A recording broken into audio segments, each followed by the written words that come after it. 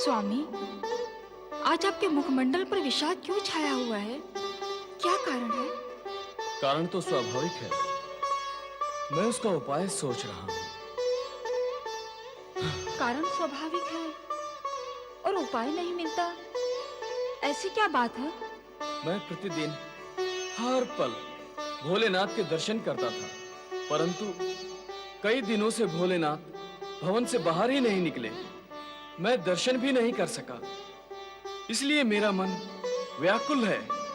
भोलेनाथ के भोले नंदी महाराज विवाह के पश्चात भगवान शिव और माँ पार्वती समाधि स्थल पे तब दर्शन देंगे जब प्रणय का महामिलन पूर्ण होगा।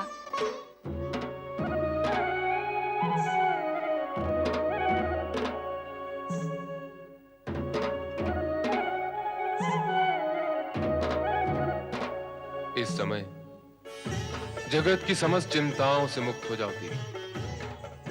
चिंता? हाँ, ये समय केवल चिंतन का है। हमारा यह प्रथम मिलन एक महापर्व, तुमने घोर तपस्या करने के पश्चात हमें प्राप्त किया है। इस सत्य से मैं परिचित हूँ। तो तुम्हारी इस कठोर तपस्या का उत्तर हम अपने प्रगाढ़ प्रेम से प्रदान करेंगे। वह तो आप सदा से करते आए हैं। मैं प्रकृति हूँ और आप पुरुष। तुम शक्ति और मैं शिव। हमारे इस प्रणय मिलन के महापर्व में कोई बाधा नहीं है देवी।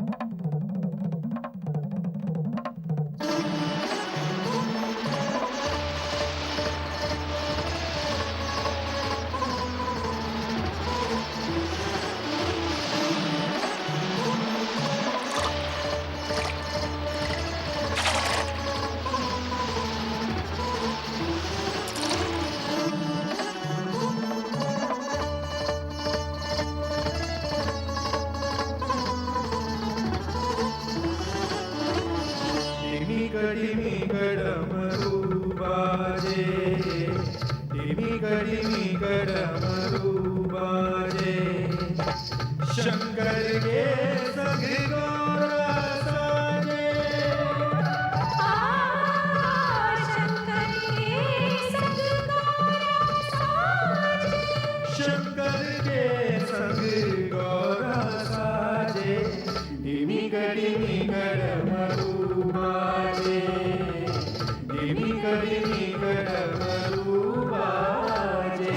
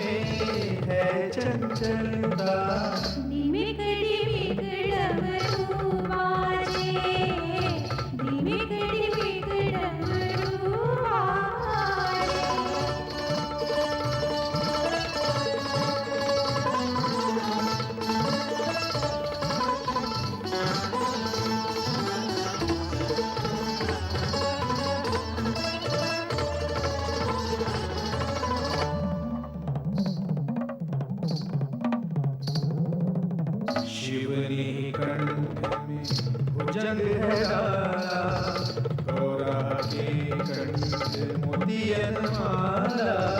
शिव के हाथ में त्रिशूल दबके, शिव के हाथ में त्रिशूल दबके, शक्ति के कर कंगना बन के। डिमी कड़ी कड़ डमरू बाजे, ढिमिक ढिमिक डमरू बाजे।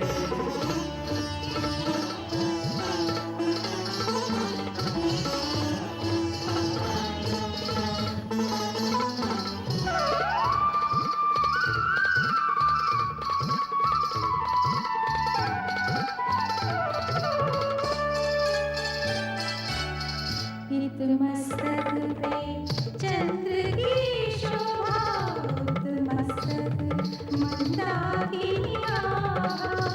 है गिरि पे आनंद का उत्सव, हो है गिरि पे आनंद का उत्सव। शिव शक्ति करें आनंद तांडव। ढिमिक ढिमिक डमरू बाजे, ढिमिक ढिमिक डमरू बाजे। शंकर के संग गौरा साजे, हो शंकर के संग गौरा साजे। शंकर के संग गौरा साजे, ढिमिक ढिमिक डमरू बाजे, ढिमिक ढिमिक डमरू, ढिमिक ढिमिक डमरू, ढिमिक ढिमिक डमरू बाजे।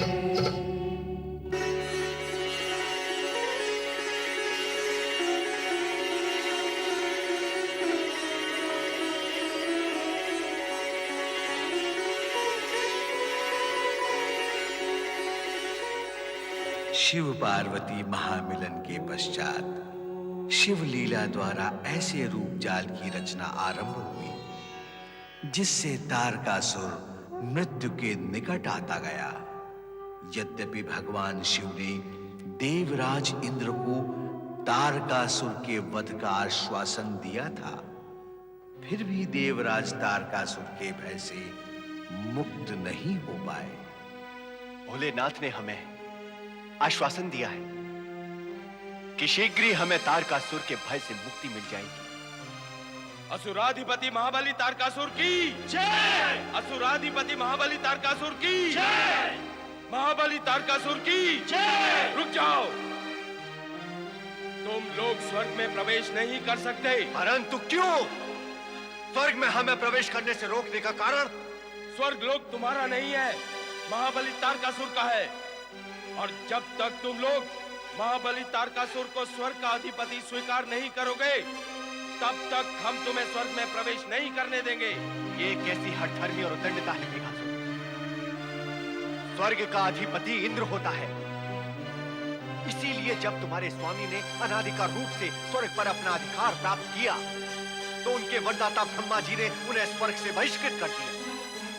इतना सब कुछ घटने पर भी ये सत्य तुम्हारी समझ नहीं आया कि स्वर्ग पर केवल इंद्र का अधिकार होता है, केवल इंद्र का। बंद करो अपनी ये बकवास, ले चलो इनको महाबली तारकासुर के पास, शोणितपुर जाओ। असुराधिपति महाबली तारकासुर की जय! असुराधिपति महाबली तारकासुर की जय! देवर्षि, आप और मेरे जय बोलने से क्या वो दुष्ट स्वर्ग का अधिपति बन जाएगा?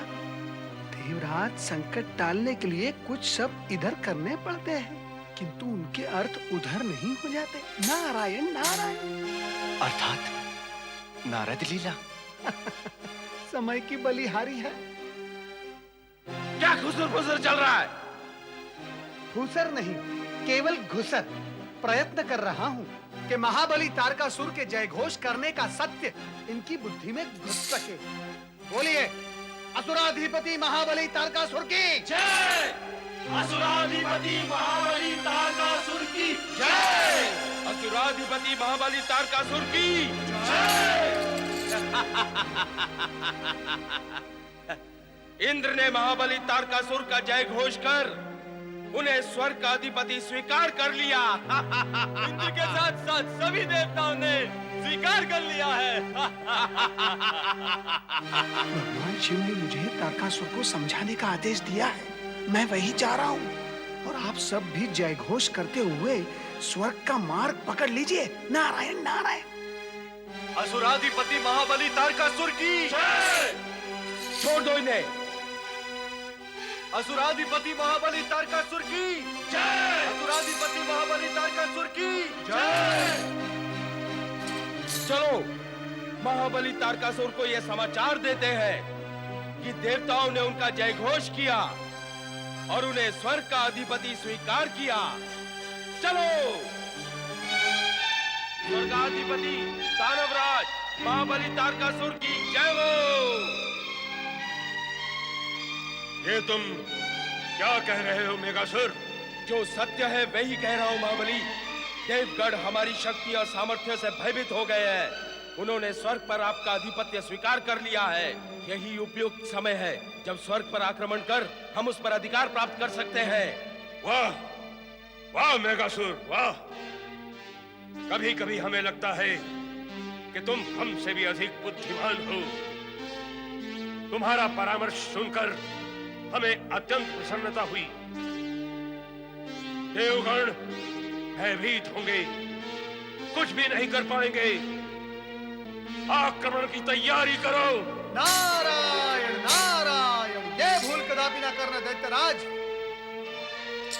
यदि आपने स्वर्गलोक पर आक्रमण किया तो भगवान शिवशंकर आप पर क्रोधित हो उठेंगे। इससे पूर्व भी आप स्वर्गलोक पर आक्रमण करने के भयंकर परिणाम भुगत चुके हैं। तो क्या वो देवगढ़ का जय जयकार? शांत रहो मेघासुर, हमें विचार करने दो। नारायण नारायण। आपके साथ मिलकर मैं विचार करने ही तो यहाँ आया हूँ दैत्यराज। भगवान शिवशंकर ने मुझे इसीलिए तो यहाँ भेजा है। भगवान शिवशंकर का संदेश सुनते ही आप अवश्य प्रसन्न हो जाएंगे। संदेश? कैसा संदेश? शीघ्र कहो नारद। मैं यहाँ भगवान शिवशंकर की ओर से शांति का संदेश लेकर आया हूँ। यदि आप देवताओं और ऋषि मुनियों पर अत्याचार करना बंद कर दे तो शिव जी की कृपा आप पर हो सकती है। यदि देवगढ़ पर आपका आतंक समाप्त हो जाएगा तो आप पर भी शिवपुत्र का आतंक समाप्त हो जाएगा। हाँ, तो सारे विवाद की जड़ आतंक है। सत्य तो यही है दैत्यराज कि आतंक से किसी को कोई प्राप्ति नहीं हुई और ना ही किसी का हित हुआ है। हुआ तो नहीं है? हुआ भी नहीं और भविष्य में होगा भी नहीं दैत्यराज। नारायण नारायण। ये भी सत्य है। तो फिर सत्य को स्वीकार करने में आपत्ति कहाँ है? विलंब क्यों हो रहा है दैत्यराज? यह सत्य तो जग विदित है। जो शिव जी के आदेशानुसार आचरण करता है शिव जी उसकी सदा रक्षा करते हैं। नारद, तुम जो कह रहे हो वो सत्य है और मैं जो कह रही नहीं महाबली नहीं, आप नारद के बहकावे में ना आए। ये देवताओं का मित्र और हमारा शत्रु है महाबली। ये कभी भी हमारा हित नहीं सोच सकता। हाँ महाबली, जब स्वयं देवताओं ने आपको स्वर्गलोक का अधिपति स्वीकार कर लिया तो अब विचार क्यों और संदेह कैसा? मेघासुर ठीक कह रहे हैं स्वामी। स्वर्ग पर तुरंत आक्रमण करें और उस पर अधिकार करें। नारद की बातों में ना आए महाबली। ये ढोंगी है, हीरा रचाता रहता है। नारायण नारायण। पापियों के बीच में सज्जनता ही पाप है। चलो नारद चलो। नारायण नारायण नारायण। आपकी आज्ञा हो तो स्वर्ग पर आक्रमण की तैयारी करें महाबली। अवश्य स्वर्ग पर आक्रमण हो। तारकासुर स्वर्ग पर आक्रमण करेगा? अशुभ समाचार है देवराज। क्या अहित किया है हमने दुष्ट तारकासुर का? देवराज, असुर हित अहित कहाँ विचारते हैं? और ब्रह्मदेव ने तो उसे सदा सदा के लिए स्वर्ग से निष्कासित कर दिया था। फिर उसने इतना साहस कैसे किया कि वो स्वर्ग पर आक्रमण करने का विचार भी करे? साहस नहीं, दुस्साहस। किंतु अब होगा क्या? होगा क्या और होगा कैसे? ये शब्द आत्मविश्वास और बल के अभाव का परिचय देते हैं अग्निदेव। आत्मबल का अभाव मन को विकल कर देता है। पुरुषार्थ की वृत्ति को अपनाने वाले प्रतिकूल परिस्थिति से डरते नहीं, प्रत्युत उसी को पैरों तले दबाकर कर्म के पथ पर बढ़े जाते हैं। गुरुवर, परिस्थिति प्रतिकूल ही नहीं, जटिल भी है। तारकासुर स्वर्ग पर आक्रमण करने आ रहा है। गुरुदेव, अब तो हमें ब्रह्मदेव के पास जाना ही होगा। देवराज, विधाता भी उसी की सहायता करते हैं जो स्वयं अपना सहायक सिद्ध हो सकता है। अर्थात? अर्थ स्पष्ट है देवराज। सदा भयभीत और आतंकित होकर देवताओं ने अपनी शक्ति का प्रयोग तारकासुर के विरुद्ध कभी नहीं किया। देवताओं के भय से तारकासुर उसी तरह शक्तिशाली होता गया जिस तरह दुष्टों के भय से भयभीत होकर सज्जन दुष्टों को और अधिक दुष्ट और अत्याचारी बनाते हैं। यही सत्य है गुरुवर, सत्य यही है। भयभीत या आतंकित होने का कोई कारण भी तो नहीं है देवराज। वरदान तारकासुर ने अपने तप के बल पर लिया है। ब्रह्मा जी ने अति प्रसन्न होकर उसके सात्विक भाव या सद्भावना के लिए उसे दिया नहीं है। लिया अथवा दिया, जो भी है गुरुदेव, तारकासुर को ब्रह्मदेव का वरदान प्राप्त है। पर आप सबको उनकी कृपा प्राप्त है। तारकासुर को दिए गए कृपाहीन वरदान का भेद प्रकट हो गया था जब ब्रह्मदेव ने तारकासुर को स्वर्ग से भगाया था। ऐसा करके उन्होंने स्पष्ट कर दिया कि वो आपके साथ है, आप ही के पक्ष में है और उनका आशीर्वाद भी आप सभी को प्राप्त है। ऐसी स्थिति में आप सभी को अपनी शक्ति का प्रदर्शन करके तारकासुर को ऐसा दंड देना चाहिए कि वो स्वर्ग के विषय में सोचने तक का साहस न कर सके। ऐसा ही होगा गुरुदेव, हम ऐसा ही करेंगे। हाँ, हमें ऐसा ही करना चाहिए। तो अब हमें तारकासुर के आक्रमण का उत्तर देने के लिए तत्पर हो जाना चाहिए। अवश्य मेघदेव, अवश्य। हम तारकासुर के आक्रमण का कठोर से कठोर उत्तर देंगे।